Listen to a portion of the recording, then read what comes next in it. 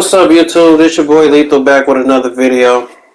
In this video, I'm gonna start doing this series where I just play games online using random teams. I'm gonna come out here and try to get dubs. Hopefully, my teammates can start watching these and they can see why I'm good at 2K and they can watch and start applying the things I'm doing so they can be better at 2K. Alright, some games are going to be 4-quarter games if the opponent lasts that long. Other games, is however long my opponent lasts. Also, if I lose, it'll be on here too. I have no problem showing losses. But typically if I lose, it's because I either missed shots or the dude I was playing was just better than me. More than likely, it's just off missed shots. So, I hope y'all can hear some of the things that go on while I'm playing, because sometimes I get heated. I be talking to my opponent, we be going back and forth, but other times it's just, for the most part, I just try to play, get the game over with. Here's what it is. So the first game y'all getting from me is Cleveland versus Utah. As you can see, Lethal Mindset, I'm the Cleveland Cavaliers, and I'm playing against the Utah Jazz. You will see some things like me post play against, like playing in a certain tier and me playing harder teams. One thing about that, if you beat me, if I have to use a tier 3 team and you get to use a tier 1 team and you beat me, I don't want you coming on the mic talking all that trash and nothing like that. Like, you're supposed to win. I'm not even mad at you. Like, 2K should never match me up like that. If I'm supposed to play a tier 3 game, then my opponent's supposed to be a tier 3 team as well. But if that happens to happen, like if that happened to me and I was able to get blessed like that with a free win, I'm not about to get on the mic talking shit. I'm supposed to win that game. But I don't know, man. People are who they are. As you can see, this game is already kind of getting out of hand. So with the Cleveland Cavaliers, I like putting LeBron at point guard. I put Daniel Gibson at the 2. Larry Hughes at the 3, Daniel Marshall at the 4, and Zarunas Zagauskas at the 5. Surround LeBron with a bunch of shooters. It's hard to beat him. Alright. If I wanted to get real technical, because at some point Donovan Mitchell is going to start doing his thing. If I really wanted to stop that, I could have just put LeBron on Donovan Mitchell, and that would have canceled out a lot of his scoring. But sometimes I like to keep it the way it is, just because I know it's a mismatch for my players. So the best person they could probably have guarding LeBron right now is probably Royce O'Neal. But he's being occupied with some type of shooter.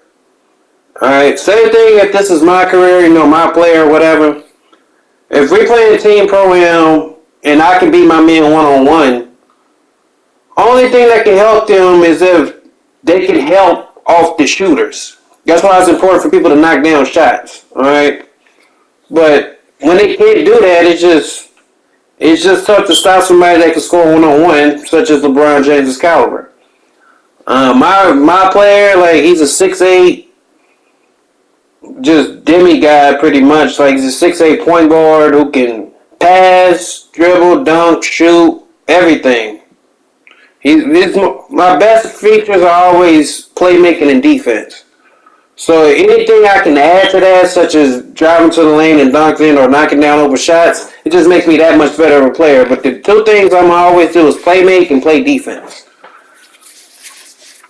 So coming up on the end of the first quarter, the way I like to do it online is I like to, whatever starting 5, I like to have them out there typically to about a minute 30 left. And then I like to sub in my bench so my starters can start to get their rest so I can start them again for the second quarter.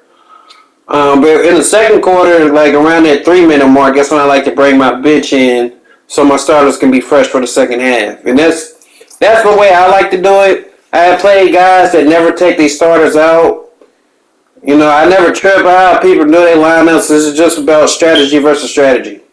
I'm telling my teammates all the time that when it comes to strategy in 2K, if it's down to my strategy versus the next team's, if you can run mine, you will always be in the game or have a chance to win. Alright? If you can't run the style, then you need to learn what the style is about. I don't play any differently in Team Pro-Am that I do right here online. You can see the proof for yourself. Alright? I never know who my opponent is. I could care less if it's like the best player in the world or none of that. Like I said, if you run my style, you will typically always have a chance to win the game. So coming up on a minute left, you see now this is the time I'm bringing in the bench. You know, so next foul or dead ball or anything, my bench will come in. No. And how I'm going to be doing these game plays is really I'm going to be sitting here watching them with you guys as I just explain what I'm seeing and what I'm doing while I'm doing it. Alright? I'm not going to give away my settings as far as like defense and offense, but all I can say is the proof is in the pudding.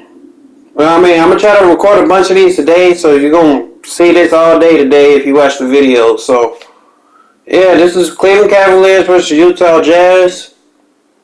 This shot right here was enough to make my opponent give up. So it's been lethal. I'll catch you guys in the next video, and I'm out.